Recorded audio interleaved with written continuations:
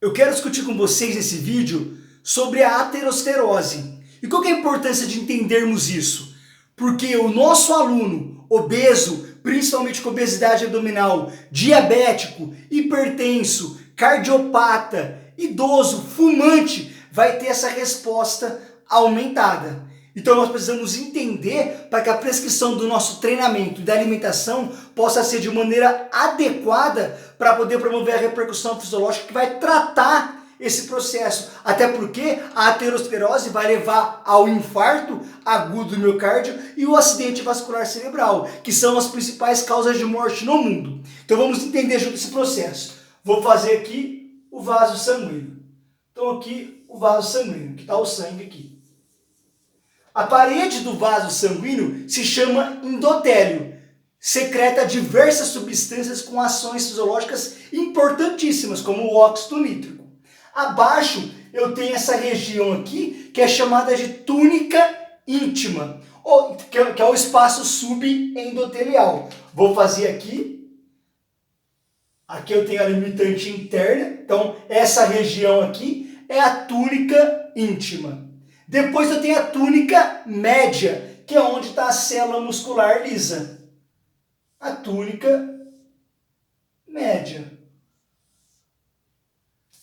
E aí depois eu tenho a túnica adventícia, onde tem até vasa vasorum. São vasos sanguíneos que irrigam a própria região. Então, ó, espaço subendotelial, que é a túnica íntima, túnica média, que é onde estão as células musculares lisas, e a túnica adventícia. Quando há estresse oxidativo, eu tenho danos na parede do vaso sanguíneo. Se não houvesse, não haveria lesão na parede, ou seja, lesão no endotélio.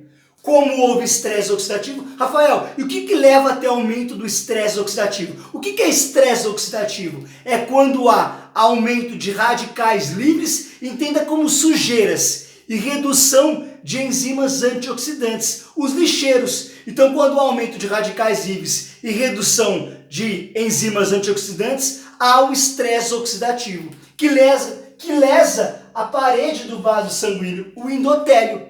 E aí o que acontece? As lipoproteínas LDL,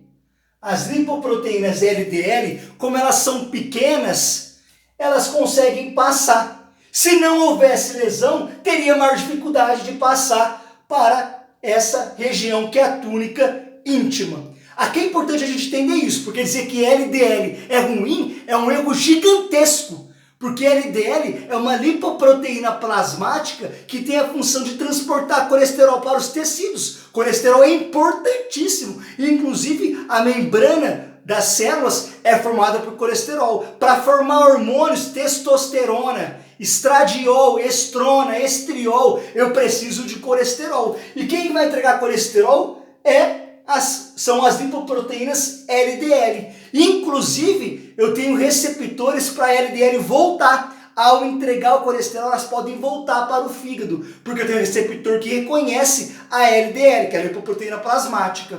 Contudo, quando há estresse oxidativo, nesse seu aluno com obesidade, que é diabético, que é hipertenso, que é cardiopata, que fuma, há esse estresse oxidativo, que além de causar danos na parede do vaso sanguíneo, no endotélio, leva agora à mudança da LDL. A gente chama de oxidação da LDL. Então agora passa a ser LDL oxidada. E ela não é mais reconhecida pelo organismo, porque ela tem a sua agora alteração. Ela agora é oxidada, LDL oxidada. E agora ela vem para o espaço subendotelial. Ela vem para o espaço... Pode ficar LDL oxidada aqui? Não. Então tem que vir células imunológicas para poder limpar essa região. E quem que vem? Aqui eu tenho as células imunológicas.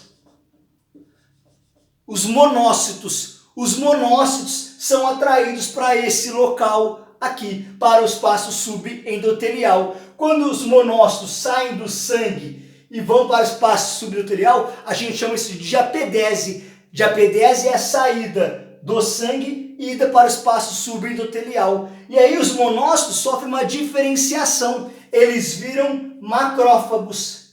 macrófagos. Viram macrófagos. Os macrófagos começam a fazer a fagocitose, a comer essa LDL oxidada. Começam a comer tanto LDL oxidada, que eu tenho agora mudança da conformação do LDL, dos macrófagos. Agora o macrófago passa a ser agora o quê?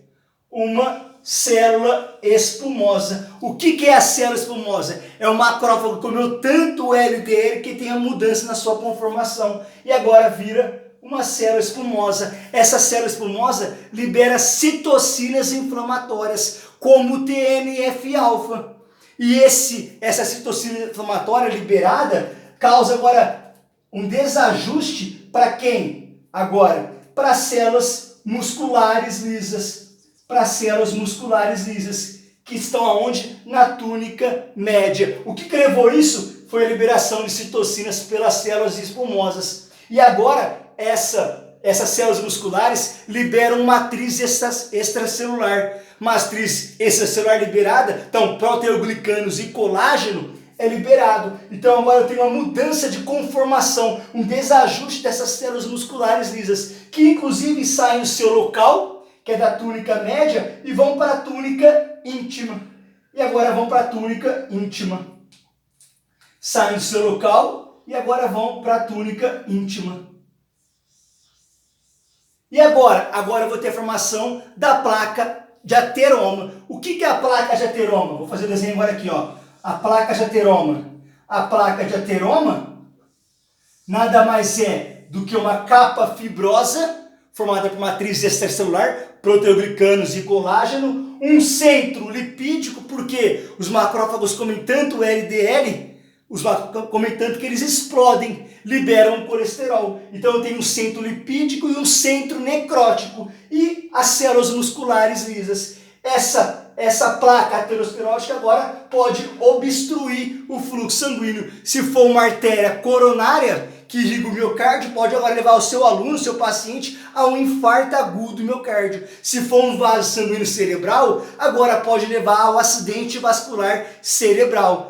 Então é preciso que possamos entender essa repercussão, porque quem que é bom de montar treinamento e bom de montar alimentação para o obeso, para o diabético, para o cardiopata, para o hipertenso, para o idoso, é aquele que sabe agora promover repercussões fisiológicas, que vai reduzir o estresse oxidativo, que vai aumentar agora as enzimas antioxidantes, que vai reduzir radicais livres, que vai aumentar a função endotelial, que está com desajuste, que tem agora inclusive menor liberação de óxido nítrico. Menos óxido nítrico sendo liberado, eu tenho menor resposta de vasodilatação. Então eu tenho aumento da resistência vascular periférica. O aumento da resistência vascular periférica eleva a pressão arterial. Então o seu paciente que não era hipertenso agora pode passar a ser hipertenso. Então precisamos entender essas repercussões fisiológicas, metabólicas, para não dizermos de maneira incoerente, por exemplo, o causador, o problema foi o LDL. Não, o problema em si, inicialmente, foi o estresse oxidativo. Como teve estresse oxidativo, ao lesar o endotélio, as moléculas, as lipoproteínas de LDL, como são pequenas, conseguem agora passar. Rafael, então quer dizer que você está dizendo que LDL não é problema? Não, não é essa análise simplista e superficial. O que eu estou dizendo é que ficar olhando para o LDL não adianta, porque se tiver lesão, mesmo que o LDL esteja baixo, vai entrar para o espaço subendotelial. Então, a sua análise tem que ser preocupado principalmente com o LDL oxidado, que não é mais reconhecido pelo organismo. E aí, você vai vir agora com a prescrição do seu treinamento, da alimentação, para poder promover as repercussões fisiológicas necessárias para aumentar a função endotelial, para diminuir a obesidade abdominal, porque a obesidade abdominal gera esse estresse oxidativo, para poder agora controlar a glicemia, porque a glicemia alterada, a glicemia o tempo todo elevada, causa danos que agora levam ao aumento do estresse oxidativo. O tabagismo, é isso que você precisa entender para você poder se tornar um profissional diferenciado em relação à prescrição do treinamento da alimentação. Até porque o treinamento da alimentação consegue agora promover maior estabilização da placa aterosclerótica, tratamento, redução das placas ateroscleróticas. Tem noção disso? A partir do seu treino, da sua alimentação, pessoas vão morrer menos.